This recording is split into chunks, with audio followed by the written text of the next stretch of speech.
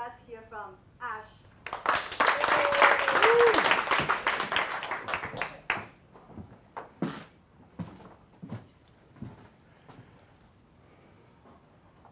Education comes in many, many forms. Before I was able to get onto this stage and my current role for the last 12 years, before that, I was a tennis coach. And before being a tennis coach, I was a tennis player.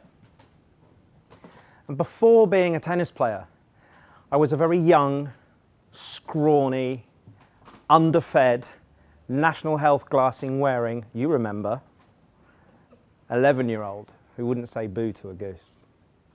I was petrified of everything. I do in fact remember spending most of my first year in secondary school being scared.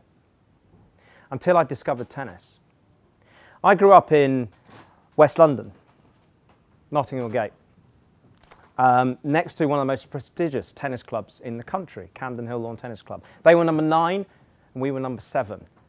It's a flat, 3, 5, 7, 9. And the one thing that I couldn't do was afford to join that club.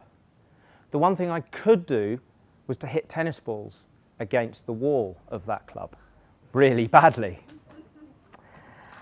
And my summers were filled with taking tennis balls, grabbing a racket, dropping a ball, and missing. I was really, really mal-coordinated, until I met Peter Hennessy Smith. And Peter Hennessy Smith was the head coach of Camden Hill Tennis Club. And he was my first mentor, possibly the dad I could have had, friend and coach. And he'd walk past every morning and he'd say, Ash, how's it going? And I'd say, all right, mate. And he'd say, what are you up to today? And I'd say, I'm going to try and hit 50 volleys. And he'd say, I'll see how you get on later on. And he'd wander off to the club for his 8 hours on court, 10 hours on court. He'd come back in the evening, Ash, let's see those volleys. And I'd go, okay. 1, 2, 3, 4, 30, 31, fail.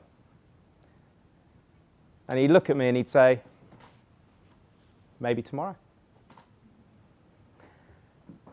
The work he did with me, the patience he showed me, turned me into a tennis player. It enabled me to join that club and to become part of his coaching team. It enabled me to become a tennis coach. More importantly, it gave me an education that I didn't get in school. 16 years ago, I lost my sister in a car accident, totally unexpectedly, as car accidents tend to be, in South Africa. A few years after that, because of where my head was at and the way I behaved, I lost my wife, got divorced. And a couple of years after that, I nearly lost access to my daughter. And those trials, those tribulations that we've all dealt with, that we've all had in our lives, that batter us, that really put us through the mill, I was able to deal with because of what Peter and that wall taught me. Patience, persistence, and just turning up.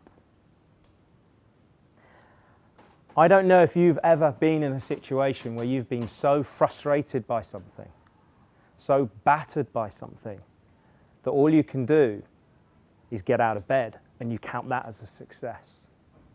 And what I would challenge you to do, what I would ask you to do, is to think about what you've been through in your life that have given you an education that's not formal, that's not degree-based, that doesn't have letters after its name, but things that you've done that give you the skills and give you the ability to deal with the situations that life will throw at you.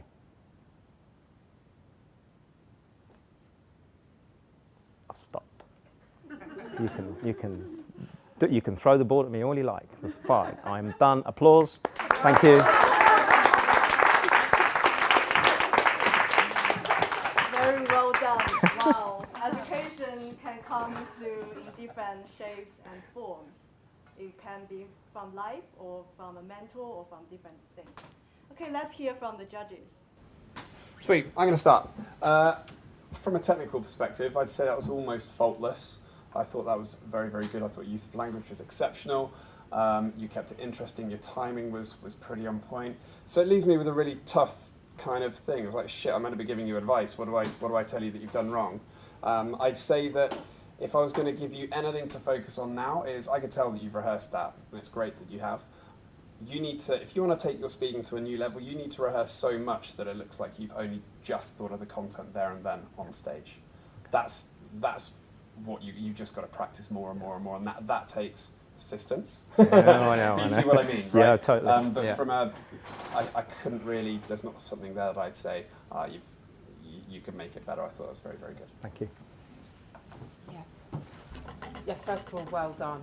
That was fantastic, and I don't think I've seen you on stage for quite a few months, and you've come really far, and it's fantastic to see how confident you are, how brilliantly put together that was. And just to echo and I think build on the feedback you were just given, I want to see you being a bit more playful. I like it when we see that playful, cheeky side to you, and when you're talking about you as a little boy, you can absolutely bring that into play, and I think that would perhaps break that over-rehearsed, or is it just all so well-paced and thought through that a little bit of cheeky playfulness in your storytelling would just, oh, where's this going next? Where's the pace going next? What's happening? So that would be what I say. But overall, absolutely brilliant to see such a polished performance from you. Well done.